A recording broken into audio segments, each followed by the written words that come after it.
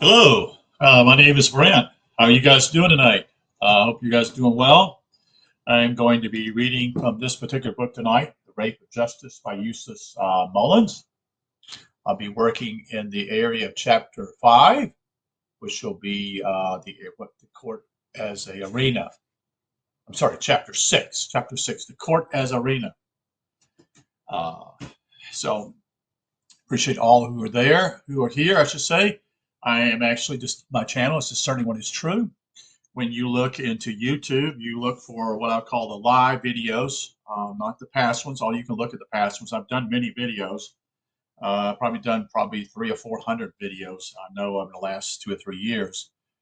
But these are all live, and I'm using a system that's called StreamYard. And also, I'm on Odyssey by the same name, Discerning What Is True, and you can see that also in live. Not live, but actually after the recording. Well, yeah, actually you can see it live. I think it is correct. So let's get into the book, and I hope you enjoy it. Hope it makes you think a little bit what our court system's all about, because it sure isn't about justice. Okay. Okay. Eustace Mullins here is going to be chapter 6, the court as arena. According to legend, the court originally referred to the courtyard of King Solomon's palace, where disputes were heard when the weather permitted. In medieval times, the court was the poultry, that is the chicken yard, where chickens were allowed to run free and peck at worms. This is based upon 1377 LENGL, capital P, OB, BX 466. Just as Capone's in a court, that's talking about, I assume, Al Capone, just as Capone's in a court come to Manny's Wisconsin. Courts also refer to the enclosure which surround the Jewish tabernacle. Later became known as the place where the sovereign or other high dignitary resided and held state, attended by his retinue. The messengers of Rome came to the great author's court. The court is the arena where civil procedure takes its course. The basis of all civil procedure in the United States is the relentless application of the ancient legal maxim, fry the pig in his own fat. This means that the parties in a legal dispute are maneuvered by their lawyers and by orders from the judge to step into the pan and sizzle until they have been reduced to a pastel of bones. The rendered fat is then divided up between the abacus lawyers and the participating judicial authorities. If you are an American citizen worth some $300,000 in personal, you may decide to enter into litigation to recover a debt, damaging from an injury or other payments to which you believe you are legally entitled, until they step into the quicksand. That is, most Americans look upon litigation as a comparatively simple matter. They engage an attorney for a reasonable fee. He presents the facts to a judge, perhaps before a jury. The opposing party recites his version of the facts, and decision is rendered with a judicial order for payment. The lawyer will then deduct his fees, and the litigant returns home with his collection. The usual outcome is a far cry from these developments, you see. Instead of collecting what he is due him, the citizen with $300,000 in personally may find that not only has he net worth vanished, but that he now owes his lawyer additional $50,000, plus counterclaims advanced against him by the opposing party, you see, which has been allowed by the court, and that even now officials are on his way to his home to evict him. Is this justice? Of course not. It's the law merchant in action, in which all legal realities are transformed into legal fictions. At any time during litigation, a plaintiff may be hit with ruinous fines, arbitrary jail sentences, and other misfortunes, while his original goal of collecting money due him now recedes in the distance, never to be realized. The first venture of the present writer into our halls of justice some 40 years ago was marked by total ignorance of the details of the judicial process. This is in the 50s, folks. This is not new. This has been going on for a long time. Like most Americans, I naively supposed that if you had a grievance, you went to court, stated your grievance, and the opposing party stated some rebuttal. The impartial judge, having listened carefully to both sides, would then deliver a fair verdict in a case. The reality turned out to be quite different, so different that I became a courthouse habitué for some four decades. Not because I was seeking entertainment, but because I kept going back to see what new outrage would be perpetrated against me.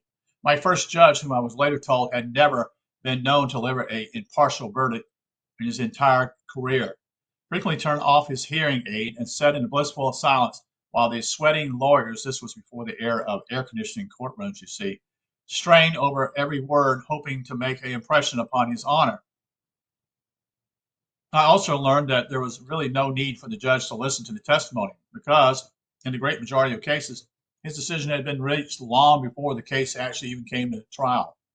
Thus, he had no reason to burden himself with the dreary chore of listening to days and hours of contradictory or other prejudice, that is, testimony. I also learned in short order that lawyers in most instances had no intentions of seeing my complaints come to trial. Their legal maneuvers were designed solely to get rid of me, a goal in which the judge hardly concurred, and a person representing himself on constitutional lines. I presented a threat to the economic base of all members of the legal profession. 90% of the cases heard in our courts could be presented without any lawyer being present. The attorney pro se virus in the age of the legal process or profession, which could decimate its ranks. Yeah, they want to protect themselves, right? In my initial case, whenever I appeared in court, a matter of some inconvenience, as I was then residing in another state, the opposing lawyers would first register surprise and then disapproval that I had actually arrived. They would immediately ask for another postponement. After I left the state, they would hurriedly reschedule another hearing, hoping that I would not be able to return. This charade went on for several years and was finally dismissed under the statute of limitations. The mysteries of civil procedure, which is at the time seemed to present an impenetrable code, were finally unveiled for me by one of the most able law firms in the state. I had sued a man who had attempted to kill me. You'll have to see the chapter with the strange case of the schizophrenic driver, because he had been driving illegally. It was necessary to prevent me from bringing the case to trial. The firm's members expected to make short shift of me, but because the offender was a prominent merchant, the firm's senior partner personally took charge of the case. He began his campaign with an inquisitive 59 questions. The first set of interrogations, supposing that I would either refuse to answer them and throw them aside, thus defrauding out of the case, or I would trip myself up in my answers to the extent that he could have the case dismissed. In most cases, interrogatories, which are answered under oath, are only answered in consultation with one attorney. A layman could hardly be expected to answer them without digging a deep hole for his case. Refusal to answer means that the opposing lawyers appear in court and request dismissal on the grounds of default. Judges always grant default dismissals as a quick method of getting rid of an obnoxious attorney pro se. Being an indefatigable writer, I answered the interrogations with some 80 pages of answers, using the opportunity to interpolate many events of my career to illustrate the points I was making. This led to further imbroglio in chambers, that is. This case lasted for some 3 years, during which the highly paid lawyers tried every trick in their repertoire, that is. The result was that I received an advanced course in civil procedure where no law school could have given me. After 40 years, I announced the process of civil procedure, reducing it to 3 items which must never be ignored. Answer everything, deny everything, answer on time. Refusal to answer any pretrial discovery, no matter how intrusive it may be, is seized upon the opponents as grounds for dismissal, which the judge usually grants. Interrogatories, requests for admissions, dispositions are the 3 sacred cows of pretrial discovery. Although I never failed to answer them, I always filed upon receiving demands for these procedures. Motion to squash interrogatories, Redigers. Motion deny deposition. Motion deny request for admission. This forced the opposing attorney, I always face at least two of them, sometimes three or four lawyers at every session, to go before the court and request a court order. The judge seemed mystified by these motions from me because pretrial discovery is the bread and butter of the legal profession. In every case, the judge issues a court order that I must answer pretrial discovery. However, my motions usually postpone the sessions for several months, adding to the steadily running meter of opposing counsel, while my meter consistently solely I'm turning on my electric typewriter. I repeatedly filed objections to pretrial discovery, pointing out accuracy on my part that it meant that the opposing counsel simply tries the case himself without judge or jury being present. Counsel conducts itself lengthy examinations under oath in a procedure which is designated solely to harass the other party, put him into great expense, and hopefully to break him down physically to the point that he no longer realizes what he's saying. He is then likely to make a statement which will destroy his entire case. These are the same principles of the Spanish Inquisition, which are used by the IRS agents too, and by other government agencies. You are given the third degree until you finally confess whether you are wrong or not. The abuse of this procedure proves that it is a flagrant violation of the constitutional prohibition against bills of attainder.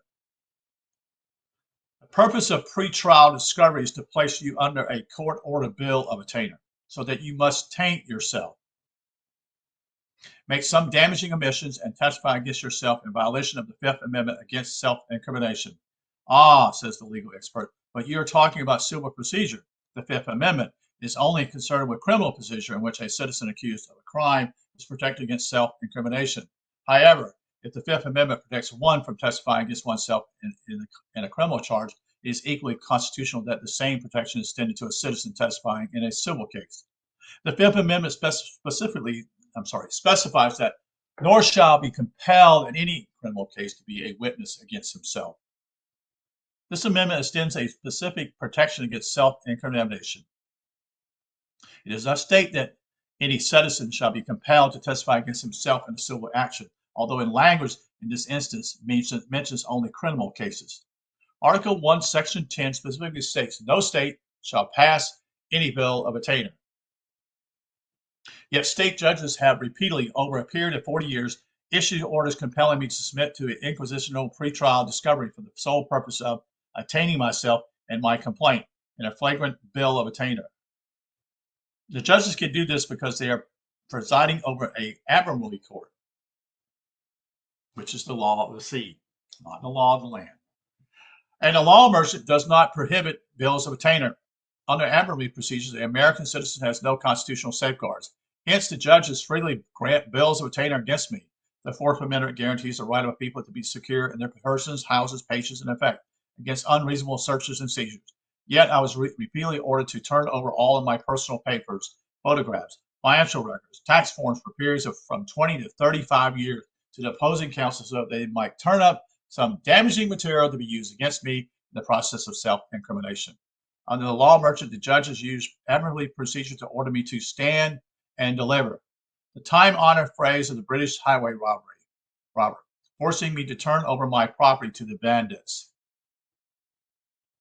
The three principles which I developed as Mullins law bear some elaboration. The first, answer everything, means just that. Refusal to answer means a dismissal of your case, and sanctions, both financial and penitentiary, will be issued against you. However, in representing myself, I found that opposing parties almost universally refused to answer my interrogations or mark each question not relevant. Their attorney has previously obtained guarantees from the judge that because I was an attorney pro se, no sanctions would be ordered against his client. However, this is a flagrant dodge which you must never use in representing yourself because sanctions will be ordered against you. If you don't like the questions such as what is the color of your hair, you may answer even my hairdresser doesn't know for sure, and expound on this at some length, going to the reasons your grandfather left the old country and why homesteading has lost its appeal in recent years. The answer should be held to less than 1,500 words, that is. The second maxim, deny everything, is more crucial. Few Americans are aware that our court system functions on total duplicity. Everything in the judicial process is designed to trick the opponent. You may see no harm in answering a question with a straightforward answer, which apparently does not imperil your case, but the attorney will eventually use it against you. Omit only your name. The third principle, answer on time, is also part of the legal quagmire. A day late means that you are out of your case. Most Americans suppose that a judge will be lenient and allow a day late in answering. This will never happen if you are representing yourself. Although judges habitually extend all sorts of delays to their fellow attorneys, the least errors by an attorney pro se will bring the judge down against him, dismissing his complaint, despite the best efforts of their secretaries. Lawyers frequently fail to answer on time because they are by nature lazy and shiftless. In cities where a comfortable Masonic brotherhood creates a bond between the judge and the lawyer, such failure may result in a mild reprimand or none at all. Lawyers are also frequently late in appearing to argue motions or for court appearances, and sometimes fail to appear at all. This too is usually met with mild amusement or forgiving gestures from the judge. In like instances, attorneys pro se usually have their cases dismissed out of hand. The problem of using the designation attorney pro se, which the present writer has used for many years, is that it is defined in Black's Law Dictionary as for himself, which could mean that he is appearing as another person who appears for himself. Black's also defines it as in person, which seems adequate. Purists prefer the appellation in propria personal, which according to Black's is in one's own proper person. In either case, you become the attorney of record, and whichever you use, your primary problem is not what you call yourself, but the fact that you are appearing in an admiralty court which denies you the protection of the Constitution. Yes, it does. They don't want you to bring that Constitution in there. We have a court system that doesn't even obey the Constitution, folks. That's what it's about. It's more than that. Let's go on. The legal profession has set up generous protection standards for one who wishes to represent himself. The standard relation to trial courts. American Bar Association Committee on Standards of Judicial Administration, 1976, Section 2.23, conduct of cases where litigant appeared without counsel. When a litigant undertakes to represent himself, the court should take whatever measure may be reasonable and be necessary to ensure a fair trial. I have never met any judge or attorney who has read that particular recommendation. On May 27, 1977, Chief Justice Warner Burger addressed the ABA in the federal courts. The right of self-representation has been protected by statute since the beginning of our nation. That is Section 35 of the Judicial Act of 1789, First Statute 73, 92, enacted by the First Congress and signed by President Washington one day before the Fifth Amendment was proposed, provided that in all the courts of the United States, the parties may plead and manage their own causes personally or by the assistance of counsel. The right is currently codified in 28 U.S.C. Section 1654. The decision of the Admiralty Court frequently fly in the face of common sense as well as law because of the habit created by illogical judicial pronunciations, whose real purpose is part of the program of the hidden government. Thus, Judge Charles Wasteller, chairman of Contel Corporation, describes the judicial breakup of American Telephone and Telegraph as probably the most stupid and damaging decision that has ever been made in the history of business in our country. It has been suggested that Soviet prestige was constantly affected by its backward telephone system, while the United States had the best telephone system in the world. The judicial decision was that we must give up our smoothly functioning telephone system because it was a monopoly and break it up into inefficient smaller units, which would hopefully be as inefficient and backward as the Soviet telephone system. Many dissatisfied customers believe that the objective has now been reached. The Constitution plainly states, Article 1, Section 10, that no state shall pass law impairing the obligation of contracts. Why was it necessary to place this prohibition in the Constitution? To promote the general welfare through business stability. However, the liberal Holmesley School now claims that contracts are only words, which can mean whatever one wishes them to mean. You see, this whole fucking shit, you see. Words have meaning, folks. They're taking you to a fairy tale land, you see. Therefore, cannot be upheld. In 1968, the California Supreme Court ruled in Pacific Gas and Electric versus G.W. Thomas Drakeridge and rigging that although there was a clear indemnification provision in the contract. Words didn't settle the matter. Chief Justice Traynor, Traynor, rejected the common law notion that parties must be free to negotiate among themselves, observing that individuals can use words, that is, contracts, to allocate risk and rewards in the old view, which is a remnant of primitive faith in the inherited potentiality and inherited meaning of words. Words, however, do not have absolute and constant referees. As a lifelong wordsmith, I use words to communicate certain facts in the contrast which define the obligations of the parties. One would suppose that this would be sufficient even for an admiralty court, but the law merchant has now embarked on a wholly new tack. Guided by Holmesley liberalism, that mere words do not define the provisions of a contract because they are pathetic remnants of primitivism. That's amazing. Judge Traynor actually cited in support of his opinion semantic and anthropology evidence that only primitive ascribes binding meaning to words. Holy shit. Example, the elaborate system of taboo and verbal prohibitions in primitive groups, totemistic and protective names such as medieval Turkish and Finnish Iranian languages, the misplaced verbal scruples of the Preussians, the Swedish peasant custom of curing sick cattle smitten by witchcraft by making them swallow a page torn out of the psalter and put in dough. The Wall Street Journal terms this moonbeam legal evidence. Perhaps the next step will be to make a defendant chew up and swallow his own confession, which after all is mere words. The journal cites that this decision as a dangerous development in contract law, noting that the Pennzoil versus Texaco case put investors worldwide on notice that anything could happen in a Texas courtroom. The problem is not limited to Texas, though. The present writer has for years compared American civil procedure to Russian roulette. You go into the courtroom, the attorney hands you a loaded pistol after spinning the cylinder,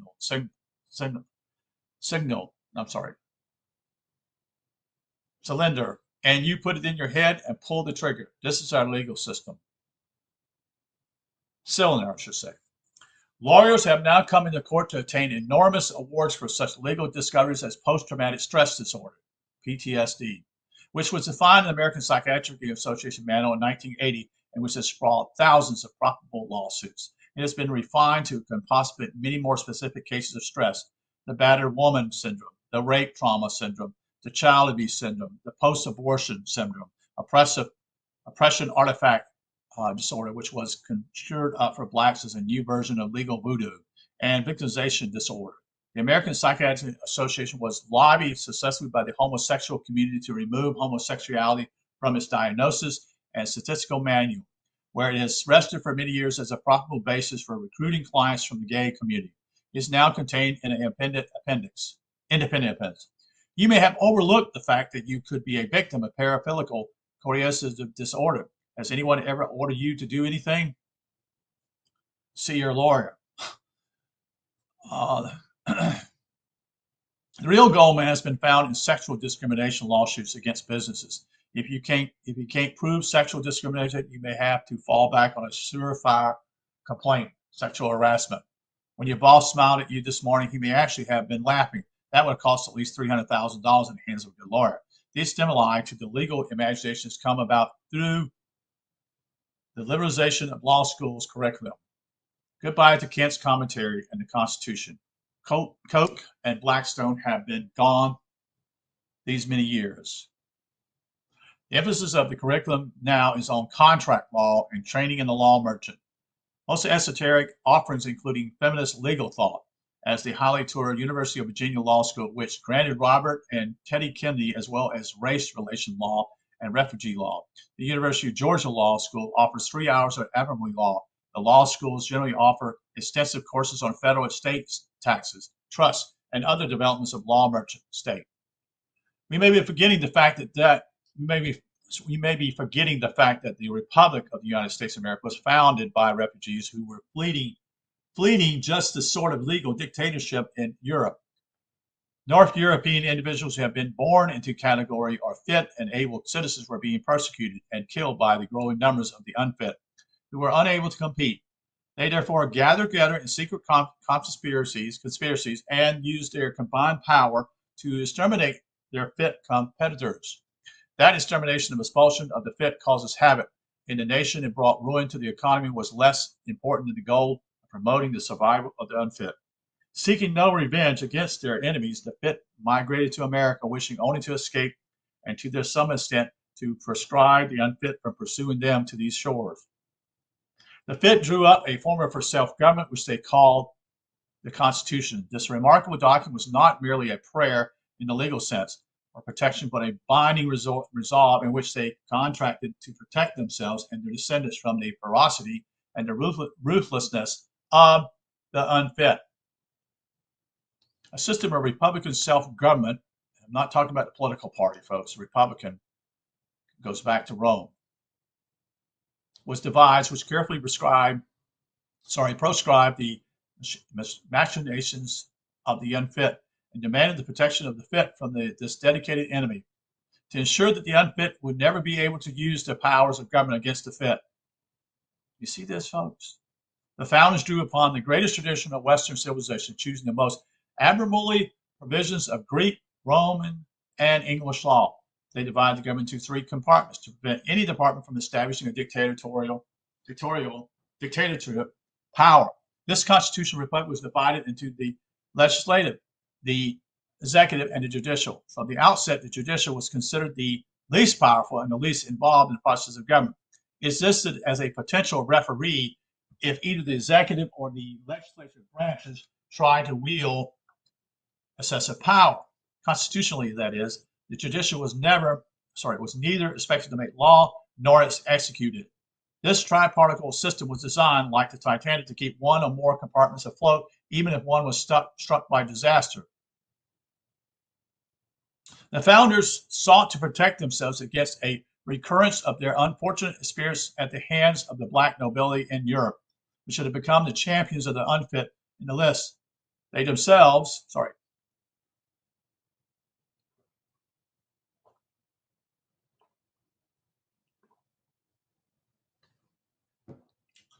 They therefore tried to limit excessive power in the executive, making the president something of a figurehead and relying upon the more representative legislative branch to exercise restraint in governing. The result is that we see an imperial Congress conducting political show trials without objection from the judicial, whose powers seem to have been usurped. The judicial does not object because it has reserved truly despotic powers for itself. Are you concerned about the crime, violence, and dope in your child's school? Judicial will not let you do anything about it. If citizens protest about conditions in their school, the judicial steps in and takes control of the school. Do yourself a favor. Do you favor public religious displays? Judicial forbids such displays. Even though you, as American citizens, have a direct proprietary right in every public area. However, the true deposition of the judicial has been achieved by its continuous and further destruction of the Constitution and replacing it with the dictatorial vehicle of the black nobility, and that means the black robes.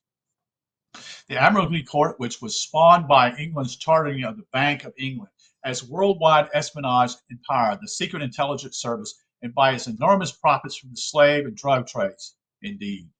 Because the judges no longer allowed the Constitution to play a role in their decisions, the reaction to the induction of the constitutional arguments in the courtroom or the court ranges from derision to anger. Some judges allow constitutional arguments to be introduced, knowing that they will not affect the decision. Other judges bridle any citation of the Constitution as a direct affront to the admiralty procedure of their court. The situation remains concealed from American citizens because the media is forbidden to mention constitutional issues. Instead, we get endless sob stories about a three-legged dog in Finland or a paraplegic in New Zealand who has taken up ice skating. Wathering compassion and caring is now the substitute for a responsible concern about the fate of our nation. Yeah, I see that a lot, folks. I see that everywhere. It's just no one even has any interest in truth. It's a drug. It just make me feel good, okay? You know, the tragic developments of Americans who have been denied, and I don't agree with everything Eustace Mullins is here because he's a Christian. I just want to point this out. He's a Christian, but I'm not. But I respect him because simply he's doing the right thing. I mean, I always agree with everything he says, but I do see to him what he's trying to say. You see, most people don't even do anything. You see, this guy had enormous courage. The tragic development of Americans who have been denied their Constitution was achieved because the black nobility early on noticed the Achilles heel of our constitutional system, the power of judicial review. The original intent of the Constitution was that no one branch of government could wield totalitarian power over the other two branches or over the American people. The original intent was subverted by replacing constitutional law with a law merchant. The Jeffersonian system of checks and balances enshrined in our Constitution does prohibit one branch of government from dominating the other branches. However, the law merchant allows the judicial to issue imperial edicts that no one, even the president, is above the law. The judicial cleverly avoids mentioning that the law to which they are referring to is the absolute decree of the law merchant, or that the federal agents who appear on your doorsteps have been sent there in flagrant violation of the Constitution, but on direct commission by the Admiralty Court. The problem simply is, I'll say this is my take on this. The ones that actually should be doing something are the ones who are not doing hardly anything, and that is your Congress. The executive just goes on and does what it does, and there's very little what I would call dealing with that. But I would say the judicial is by far, with the executive, by far the most too. And the ones that are supposed to be a stopgap, that is the Congress, don't do it. They just put themselves up and say, don't do that, and just move on. This charade can succeed only as long as you, the citizen that is, remain unaware of what is going on. For those who become informed, the door is open for them to exercise their constitutional rights as American citizens. Andrew Melchinsky has long been active in the list with his constitutional revival movement in Fairfield, Connecticut. When government goons filed a suit against him, Melchinsky responded by an answer which he filed in the form of an affidavit in the Enfield Land Records versus 582, page 1036, sending a copy to his accusers. He thus avoided giving the Admiralty Court jurisdiction by appearing and entering a plea. Melchinsky filed notice of disclaimer of unlawful adequate jurisdiction. The undersigned Andrew Melchinsky is not under the jurisdiction of the IRS. He has no connection with the IRS. No jury has ever found probable cause. No jury has ever declared liability. Melchinsky then cites his person, property, books, and records, which are private, protected, and guaranteed under the 4th through the 10th Amendment. He states, I demand a court of law as opposed to adequate, a neutral judge at law, and a probable cause jury to decide whether or not there is cause to bring an action against me. Federal personnel in their official capacity can be sued for damages by a person damaged by unlawful adequate decree. This is the formal notice. Govern yourselves accordingly. Signed, Andrew Melchinsky, notarized. In a case where he was assaulted by a deputy, Melchinsky filed a judicial challenge. The judge didn't enter the plea over his objection. Melchinsky then filed a repudiation of usurpation of jurisdiction, an additional counter complaint, and claim for damages. The judge dismissed it. Another judge, Noreen L.R., killed himself after having locked Melchinsky up for exercising his right to remain silent. If more citizens could follow Melchinsky's example, we might see a wave of suicides among the corrupt officials of the judicial. Their powers can only be exercised in the realm of darkness. Light will destroy them. Andrew Melchinsky has drafted a simple change which should be included in every state code. Whenever there is any variance between the rules of etiquette and the rules of the common law in reference to the same matter, the rules of the common law shall prevail. Any citizen may legitimately object to granting jurisdiction over his persons to a court because the American courts have become the official endorsers and protectors of every type of deviation and perversion. The New York Court of Appeals recently ruled 4-2 that marriage is officially a fictitious legal distinction, thus opening the door to the state sanction of homosexual couplings, animal association, and other odd combinations. This is the same court which a few years ago threw out the conviction of 2 homosexuals for sexual acts in a bookstore on the grounds that because the acts occurred in the bookstore, this was an act of free speech, which was protected by the Constitution. Because of the Democratic majority in Congress, the committees are dominated by left-wing Democrats, not the least of which is the Judicial Committee. Newsweek reported on the bias of this committee by quoting Representative Chuck Douglas. This was April 10th, 1989. I don't know if you know who Barney Frank is, but he is one of the two members there who are only interested in members of their own sex. That gives you a little feel for the committee. Now I remember who he is. Yeah, I do. The congressman reference to his colleague, Representative Barney Frank, shows some irritation with Frank's personal background. Despite Frank's public revealing and stories about his homosexual orientation, he was now in his 5th term in Congress and had won 70% of the vote in 1988 elections in Massachusetts' 4th District. The Associated Press on August 26, 1989, carried revelations from the Washington Times that Frank's lover, whom he paid $80 for their first encounter and then $20,000 a year for his duties, has been operating a male prostitution ring from Frank's apartment on Capitol Hill. The lover, using the name of Greg Davis, has been charged with oral sodomy, drug charges, and contributing to the delinquency of a minor. He was also charged with possession of cocaine, the drug of choice, that is, for our enlightened leaders. Frank was astonished at the public interest in the revelations as a longtime resident of Sodom on the Potomac, and Mecca for those of his persuasion. Because of the profusion of young sailors and Marines, he saw little merit in the story. He justified his conduct by maintaining during an hour-long press conference that he has been in monogamous homosexual relations for about 2 years with a very sensible person and a steadily influence. His fellow Democratic Party member, Speaker Tom Foley, who recently replaced Speaker Jim Wright of Texas, leaped to Frank's defense by praising Frank's outstanding service to his constituents and the nation. He prudently refrained from explaining that Frank's services may have gone beyond the call of duty, that is. The extreme left-wing bias of the Judicial Committee has an inedible effect upon the type of decision rendered by the judges, who take their lead from the political stance of the committee. The citizens also should be aware of the differing constitutional origins of the court before which they appear. Many present-day courts are actually administrative law courts set up by Congress. These are known as Article I courts because they were originally territorial courts established by Congress in the territories before they gained statehood. The more typical of these administrative law courts is the tax court, whose judges, although acting with the powers of a federal judge, are not and cannot be federal judges because they are appointed for 15-year periods, whereas federal judges under Article 3, Section 1 of the Constitution, hold their offices for life unless they're impeached. How many judges have been impeached?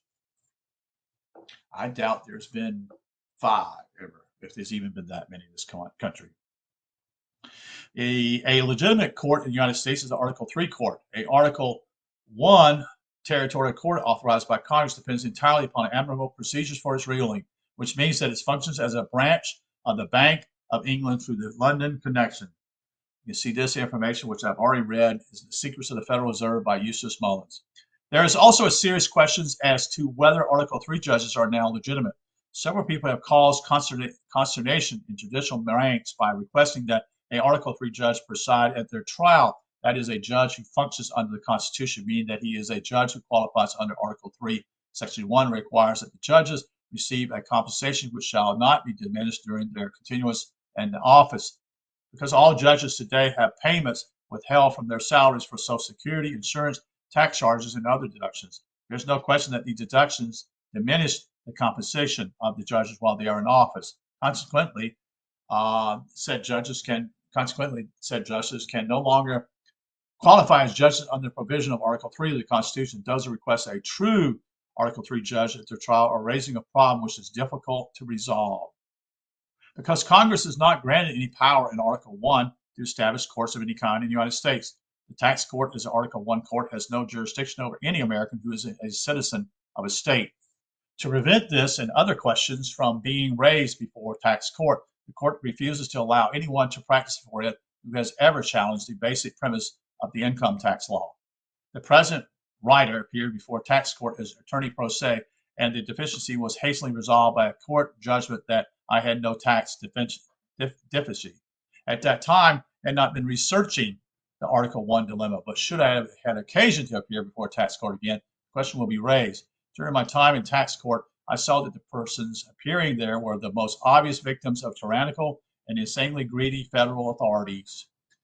There was a pathetic elderly couple, shabby dressed with many grocery bags filled with cash register receipts. Oh my God. A mentally retarded youth dressed in cast off clothing who had little concept of what was happening to him, and a contractor who had accepted enormous bribes in a state paving contract, not realizing that although bribery is an omnipresent fact of life and is accepted by the government also requires that all bribes without exception must be reported as income. The Criminal Investigation Division of the IRS now has him on a greased slide to the penitentiary. A territorial court such as the tax court, which is illegally situated in any state in the United States, illustrates the boldness of the Admiral Court in replacing our constitutional courts throughout the nation. For the past 500 years, Anglo-American jurisprudence has required proof of intent to break the law. The principle of means before a criminal conviction can be achieved. As Judge James Buckley pointed out on the Washington Court of Appeals in reversing the criminal conviction of President Ronald Reagan aide Lynn Ziegler on vague charges of lobbying, prosecution must prove both a criminal act and a guilty mind. Criminal act is actus, A-C-T-U-S, reddens, R-E-U-S. And a guilty mind is mens, M-E-N-S, read, R-E-A. Despite his acquittal, not his legal battle cost him $1.5 million. Just as our constitutional law has been supplanted in the original intent by the bold tyranny of the admiralty courts, so the necessary approving men res has also been tossed aside as excessive baggage by the law merchant. Supreme Court Justice Robert Jackson previously called the intent requirement as universal and persistent in mature systems of law and belief and freedom of the human will and a consequence of ability and duty of the normal individual to choose between good and evil. Political show trials of Republican White House aides in Washington who are routinely convicted by black Democratic juries cannot establish intent, but the victims are hurriedly legally keyhauled by admiralty procedure before their attorneys realize what is happening to them. In most of these cases, their attorneys are charging from $1 to $3 million to defend them. That kind of money, you have to go along with the establishment, you see. However, these same politicians show trials have exposed aspects of the jury system as totally unqualified to make a just decision. In any case, these trials never had any such goal. They were conceived to make a political point, and justice or its rape was a side issue. Dean Griswold, Griswold of Harvard Law School stated, jury trial at best is an apotheosis for the amateur. Why should anyone think that 12 persons brought in from the street, selected in various ways for the lack of general ability, should have any special capacity to decide controversy between persons? David Peck calls jury trials geared to the assimilation of the unfamiliar by the inexpert. Professor Prosser ridicules the 12 housewives, baker helpers, and unemployed individuals we get today in the United States. In Washington's political show trials, North, Ziegler, Denver, etc., both the judge and the jury are expressly selected to obtain a conviction of a political opponent. The ballot box has been transferred to the jury room. The magical number of 12 used for the jury is taken from Kabbalist numerology. 12 is known as a number of completeness, as is 7, or of the 22 letters of the Hebrew alphabet. 12 are definitely connected with the 12 signs of the zodiac. 11 or 13 jurors would be more practical, as it would lessen the chance of a deadlock. However, 12 satisfy the need to identify the judicial process with the cult of Babylon, as well as confronting with the importance of the number 12 in many aspects of our existence, the 12-hour day, the 12 months, the 12 disciples of Jesus, 12 labors of Hercules, and many other usages. Revelation states that God's mark was placed on 12,000 from each of the 12 tribes for the number of 144,000 who will survive to stand on Mount Zion with the Lamb. Revelation also describes the New Jerusalem as walk with 12 gates, which stand 12 angels. The wall has 12 foundation stones for the name of the 12 apostles and adorned with 12 jewels. The tree of life within the city bears 12 kinds of fruit. Dimensions of the city are multiples of 12. Bushell case, that is, which was tried over 300 years ago in London, was a landmark jury case in which the jurors held that every person has a right to worship according to his own consciousness. It marks the birth of the modern jury system. The importance of the jury in nullifying arbitrary judge has been perverted by the judge's instructions to the jury. These instructions change the ancient concept of the jury as trial per patus, P-A-I-S, that is, trial by the country, meaning by the people, as distinguished from our present system of the law merchant, which is tried by the government. No one should ever be tried by the government. That is interesting. By attorney power, but only by one's peers. Only one peers, you see. Those of the same origins, goals, and ambitions as oneself. As Lysander Spooner points out, an essay on trial by jury, the objective or the object of this trial by the country or by the people, in reference to a trial by the government, is to guard against every species of oppression by the government. In order to effect this case, it is indispensable that the people or the country judge of and determine their own liberties against the government instead of the government judging of and determining its own power over the people. The judge arbitrarily extends power to instruct the jury in part of the same law merchant process which was used to extend Article I legislative courts based in the District of Columbia and created by Congress exclusive legislative power over the District of Columbia, Article 1, Section 8, CI 17, by a secret interpretation of the Commerce Clause of the Constitution. These legislative courts had no power to punish, but this power was later assumed through Aberley procedure. The result is that the federal courts throughout the United States are extended District of Columbia legislative courts, which have no legal or judicial power to punish any American citizen or to pronounce punitive sentences upon us.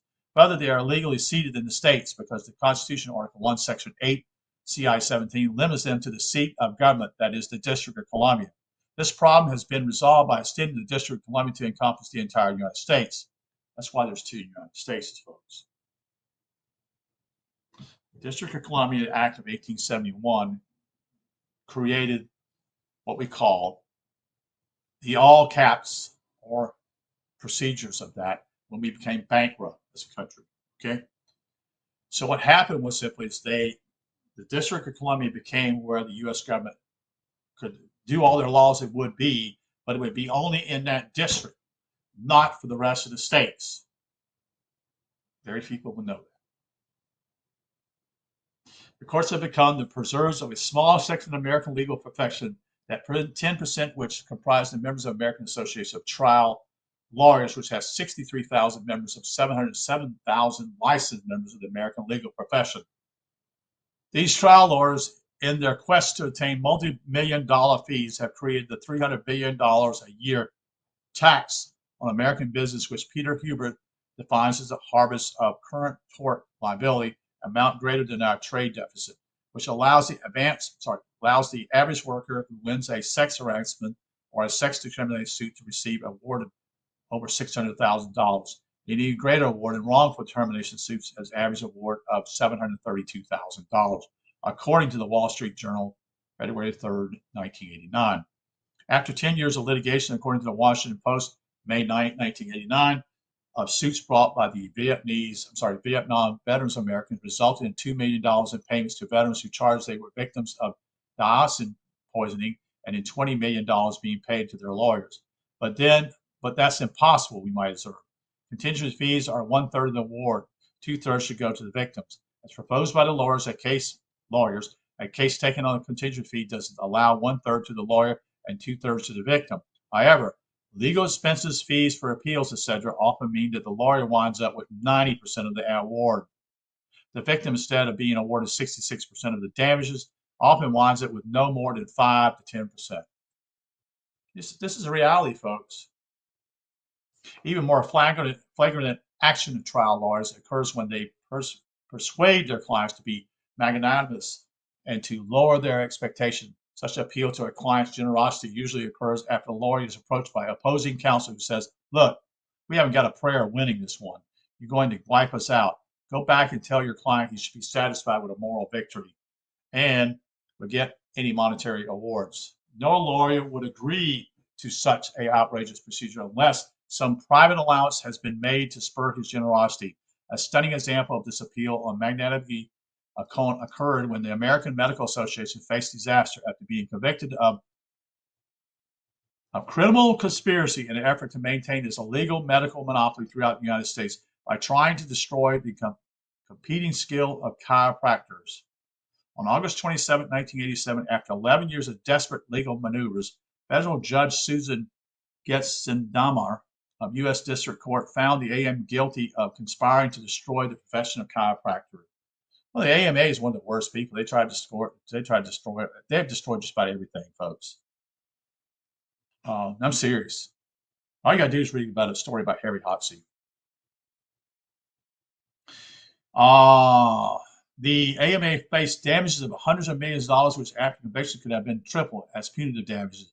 Their lawyers persuaded the chiropractors to accept a moral victory,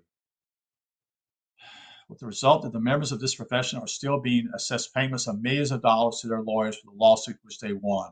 Mathematically, anyone? These people are fucking guilty of everything. They're the lowest. Seriously. If they ever get into one, you spit on them. They're not worthy of anything, folks. They're not worthy of any admiration, not worthy of anything. They're the worst. They're supposed to be just, and they do quite the opposite. And I'm serious. They're despicable. In Maryland, a new court ruling in a first strike against the litigation lottery, stating that in the future, suits against professionals will have to prove actual malice. Hear that? Collect punitive damage against the professionals, folks. Hear it? You hear what they say? They see themselves better than you are. The ruling has no effect on actual compensation damages, but Richard P. Gilbert, Chief Justice of the Maryland Court of Special Appeals, overturned a $750,000 award against a ophthalmologist as a new departure in the field of medical malpractice. The court defined actual malice as the performance of an act without legal justification or excuse, but with an evil or rancorous motive influenced by hate, the proposal being deliberately or willfully injured the plaintiff. This is an accurate description of the FBI 33-year campaign against the President Ryder. It's a writ for martyrs. That's his book he wrote, also, Yusuf Mullen, which resulted in $50 million judgment against the government. U.S. government responsible in another case surfaced in the Shimoda case, American Journey of International Law, that is volume 59, pages 1965. An individual sued the Japanese government for damage sustained in the atomic bombing of Hiroshima and Nagasaki in a suit filed on December 7, 1963.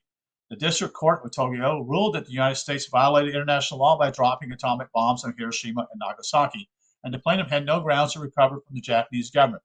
Article 19 of the peace treaty with Japan waives all claims of Japan and its national against the Allied powers and other nations arising out of the war, or out of the actions taken because of the assistance of the war.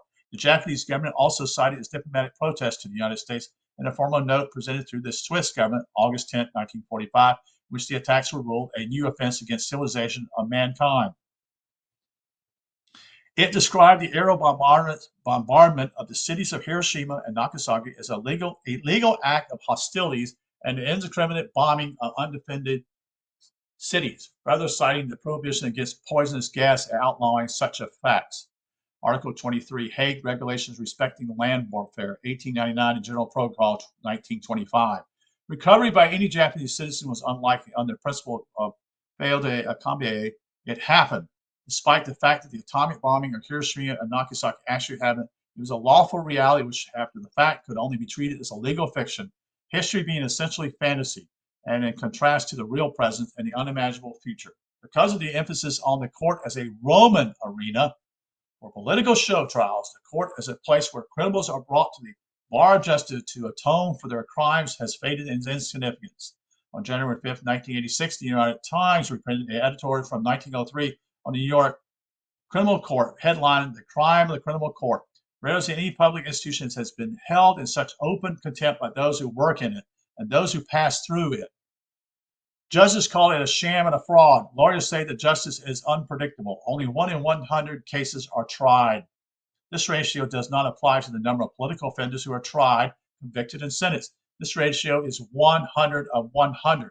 The process of merciless pillory in a recent book called Red Road, USA versus Lyndon LaRouche. LaRouche's crime was that, I don't know if you know who Lyndon LaRouche is. He ran for president a couple times. He's passed away now. He's written a couple books. I'm trying to think of his political party. I can't think of it right now. He ran, I said a couple times, he actually ran 4 times as an independent political candidate in a bipartisan nation which allowed only 2 political parties. That's true. That's what it is here in this country. Each with the same program of Marxist oppression and worldwide revolution, LaRouche was brought before Chief Justice Albert Bryan, Jr., U.S. District Court of the Eastern District, whose treatment of political offenders earned his court the nickname of the Rocket Docket. The Washington Post headlined on November 20, 1988, LaRouche trial expected to be speedy and is entering a Rocket Docket federal court. LaRouche called the court the only railroad in the United States which runs on time. As a secret meeting in his Andrews Avenue office in the autumn of 1988, U.S. Prosecutor Henry Hudson described the Bryan Court as our window of opportunity and our last chance to get LaRouche. It is gospel that it takes from 3 to 5 years to get a case through our overburdened court system. Yet LaRouche was indicted October 14, 1988, and pronounced guilty December 16, 1988. The case originated with a letter, the case originated with a letter from Henry Kissinger to FBI Director William Webster, the defendant in the President Ryder's suit against the FBI, August 1998 too, suggesting it was time to do something about LaRouche. This tells you who Kissinger is, folks. He's a piece of shit. He's actually a traitor. He's actually a communist, folks, in our government. Has been. Kissinger controlled the President Foreign Intelligence Advisory Board, which gave the LaRouche Strike Force official White House backing. Senator Robert Dole remarked of the conspiracy charge with the secret task force brought against LaRouche. Conspiracy. That's what they do when they can't get you on anything else. LaRouche responded to the indictment by listing the federal and state agencies which had sworn to get him: the FBI, the U.S. Secret Service, the IRS, the U.S. Attorney for the Eastern District of Virginia, U.S. Postal Service, that's right, U.S. Postal Service, BATF, Virginia Attorney General Office, State Police of Virginia, Virginia State Corporation Commission, the Virginia Israeli Commission, you hear that? Virginia-Israel Commission. Anyone who has all these agencies against him couldn't be all bad. William Well and Henry Kissinger has set up a special government task force, the General Litigation and Legal Advisory Section of the Criminal Division, Justice Department, to finish off LaRouche. He was quickly tried and sentenced. Judge Bryant virtually noting at his sentences this idea that this is a politically inspired, politically motivated prosecution. That is errant nonsense. May you die and burn in hell, sir. Really do. One who can only admire Judge Bryant's ability to say this with a straight face tells you what kind of people these people are. Sick. LaRouche had never been anything but a political figure. He has never been a tobacconist or a social worker. During this procedure, January 19, 1989, Judge Bryant stated that any information asked of juries by the defense would be badgering. Mr. Webster's defense attorney replied, "I would prefer a different term, Your Honor." Bryant, "I know, that's my term. It's not yours or the government. The idea that any defense attorney would badger a prosecuted juror who would later rule on the innocence or guilty of his client itself was ridiculous."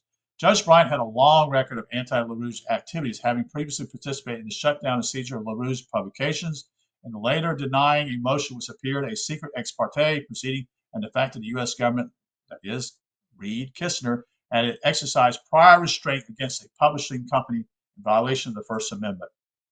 Bryant denied the motion. LaRouche appealed Judge Bryant's decision in case number 89-5518 to the U.S. Court of Appeals for the Fourth Circuit, citing numerous violations of constitutional rights, interference with the process of jury selection, and many other violations.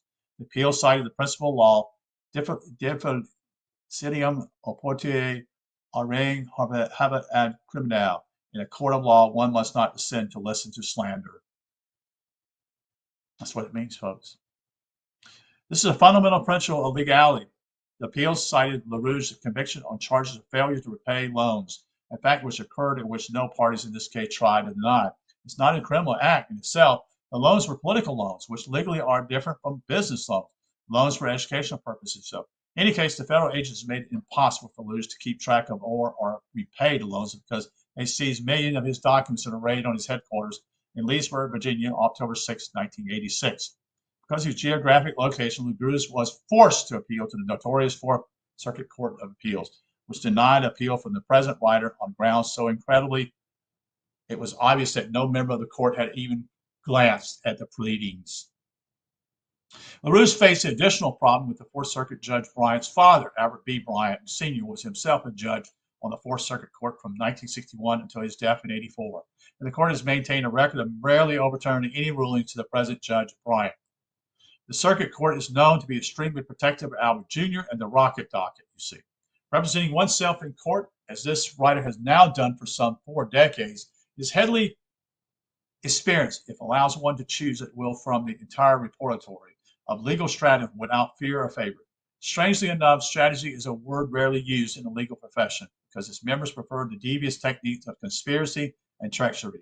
I once asked a former richest man in the world who was embroiled in a legal battle, "What is your strategy?"